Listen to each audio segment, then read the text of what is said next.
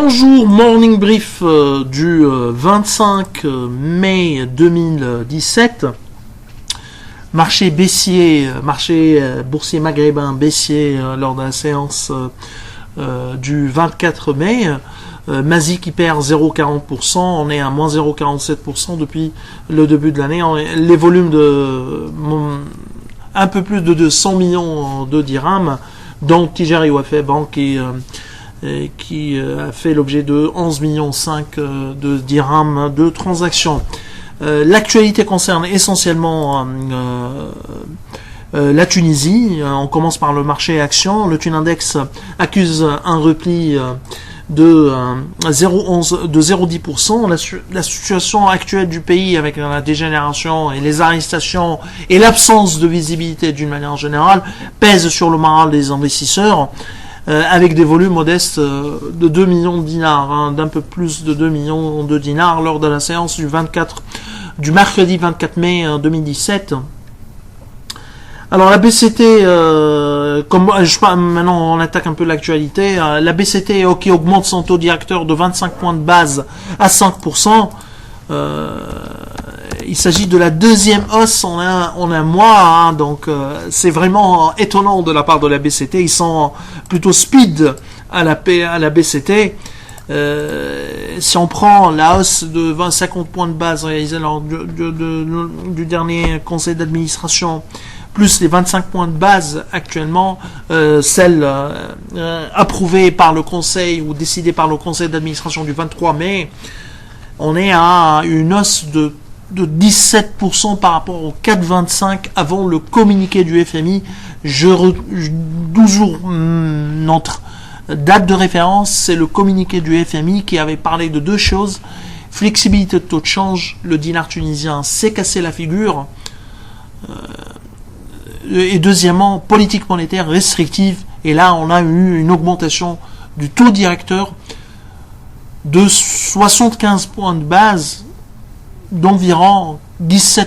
Vous savez, la Banque centrale d'Égypte cette semaine a également augmenté, début de semaine, a augmenté le taux directeur ces taux directeurs de 200 points de base. Si on prend les taux, on est à 14% de hausse en termes relatifs, et elle a été fortement critiquée. La BCT, je pense que cette hausse qui est attendu par Alpha Mena. Vous savez très bien que nous, on anticipait une autre hausse du taux directeur, mais le timing est vraiment surprenant.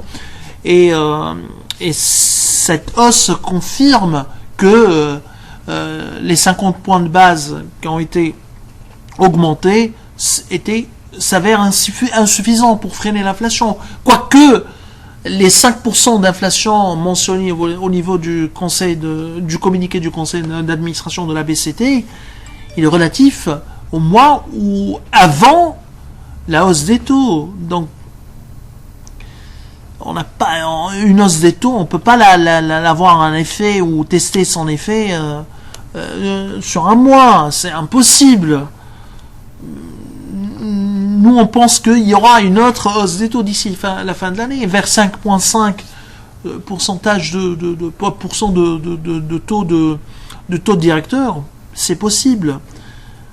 Attention, dans ce cas, il faut suivre de près le dinar tunisien. On pense qu'il y aura une autre correction, une autre baisse, une vague de correction du dinar tunisien face aux principales monnaies dans les prochains jours. Ça, c'est une bonne nouvelle pour les banques. D'ailleurs, la BIAT, dans son assemblée générale, qui a annoncé parmi les principales annonces ou principaux faits de l'assemblée générale, c'est qu'elle a annoncé elle table sur une hausse, le management table sur une hausse de 13% de son PNB, et voire 15% en cas de hausse des taux. Donc on est à 15%. C'est une hausse très importante pour la première banque tunisienne. Alors, autre effet également à signaler et ça on l'apprécie, c'est que la banque est claire, c'est qu'elle est sur une concentration et sur un focus local tunisien. Les banques tunisiennes n'ont pas les moyens pour sortir dans des marchés où la concurrence commence à être très importante et le risque le risque d'une telle croissance est très important, qui risquerait de fragiliser davantage les fonds propres des banques tunisiennes. Autre considération également, et ça concerne la BIAT, mais également les banques publiques, c'est la question des 25% de limitation de l'encours des parties liées. Je sais pas, nous on pense que actuellement les fonds propres de BIAT seraient en dépassement par rapport au délai de 2018 de 25%, mais alors là fortement en dépassement. Alors ils sont sur un ratio de solvabilité de 10,4%, déjà borderline leur ratio de solvabilité, et ça fait quelques années qu'il est borderline le ratio de solvabilité. Le Tier 1 il est à 8,63%, les fonds propres nets communiqués par la banque sont de 983, donc le dépassement on est à 200 pour les 25%. Ça correspond à un engagement de 245 millions de dinars, si mes calculs sont bons. Or, toutes les parties liées de la banque sont à plus que 245 millions de dinars. Donc, je pense qu'il y aura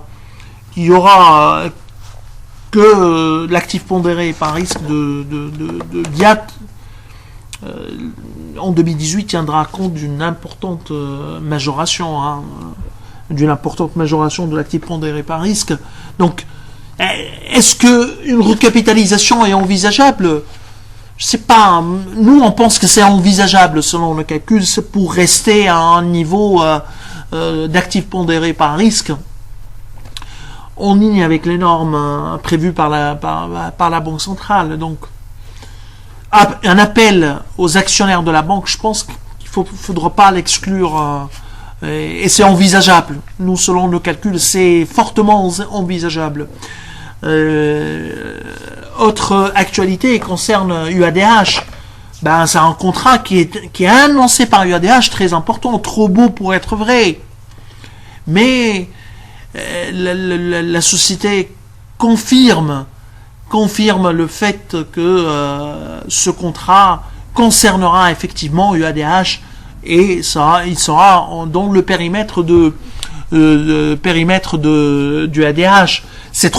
Globalement, c'est 300 millions d'euros, avec début d'impact sur les comptes à partir du dernier trimestre 2017.